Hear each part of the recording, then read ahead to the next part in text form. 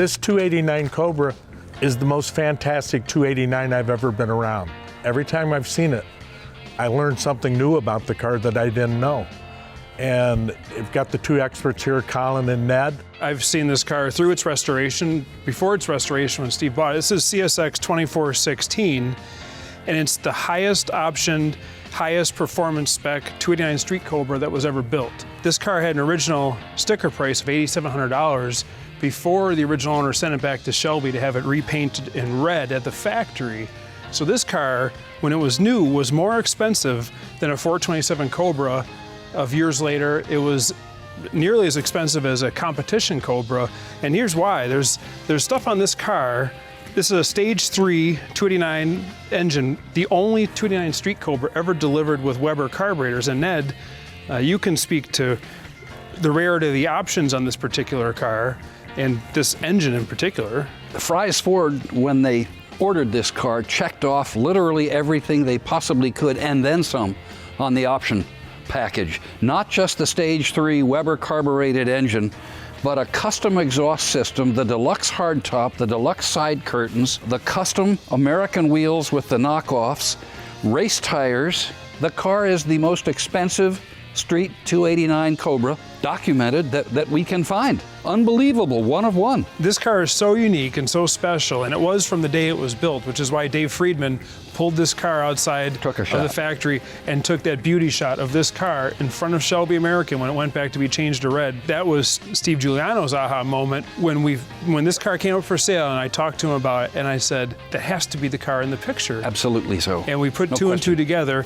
and he tracked the car down and bought it and restored it to this, I mean, bar none, ultimate 289 Street Cobra. Literally the way it was when it was brand spanking new. It's a perfect restoration. It's unbelievable.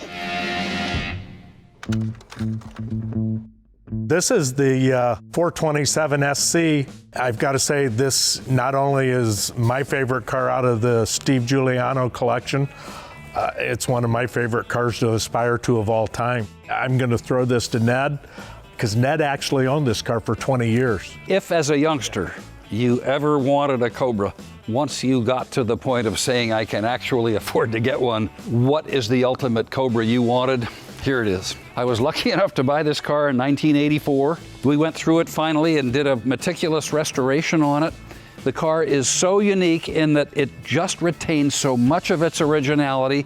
I didn't want to touch that. When I got the car, it had fewer than 9,000 miles on it. Today, it still has the 10,700 miles on it that I sold it with 15 years ago. This has to be the most original, authentic SC there was before Steve got a hold of it. You reunited the original tires with the car. I don't know of another competition car that has its original tires. Who was crazy enough to save the tires? The Grappone sales manager, a guy by the name of Stan Hallinan. When Alan Grappone started getting wear on the tires and they wanted to replace them, Stan actually kept the tires and saved them in his garage.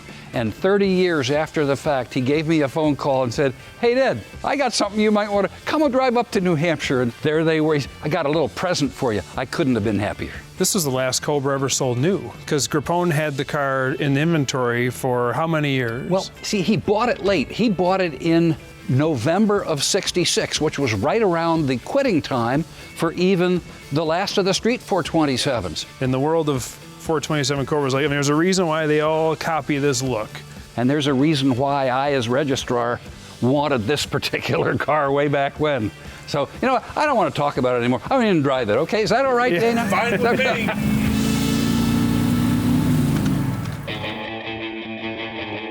This 427 Street car, I'd have to call this car the new judging manual. It's just the best of the best that's ever been.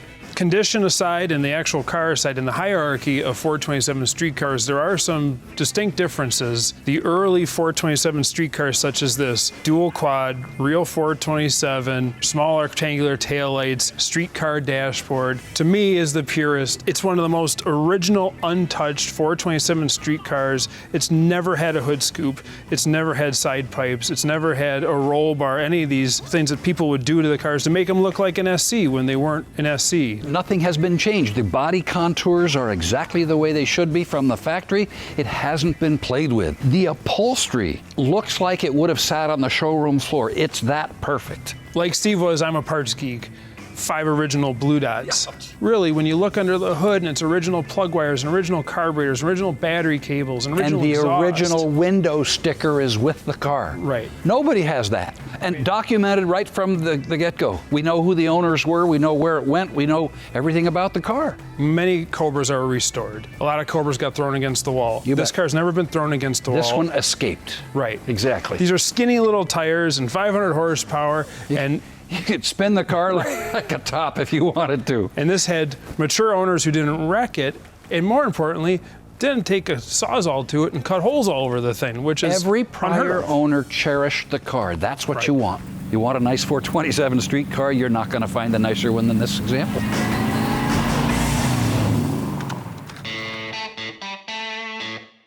This car is something that people that even love Cobras just aren't familiar with, because Carroll Shelby was known for road racing. This is a dragon snake, drag racing. The whole idea came to Shelby from his employees who said, hey, we want to build one to go drag racing. So in came the Dragon Snake. And of the Dragon Snakes, only yellow Cobra were made, only Dragon Snake to be delivered with Weber carburation. To have a father order an $8,700 drag car for his high school son is pretty unusual. Only one like it, and here it sits today in the identical condition that it was on the drag strip back in '65. Extraordinary. Original parts, restored to exact original configuration, original weather equipment, original parts under the hood, NOS tires, NOS drag slicks that are date coded to the car. You take all the racing history and the competition and the dragon snake and everything else, but then you think of colors. It's the only yellow Cobra. Exactly. It's the only yellow Cobra.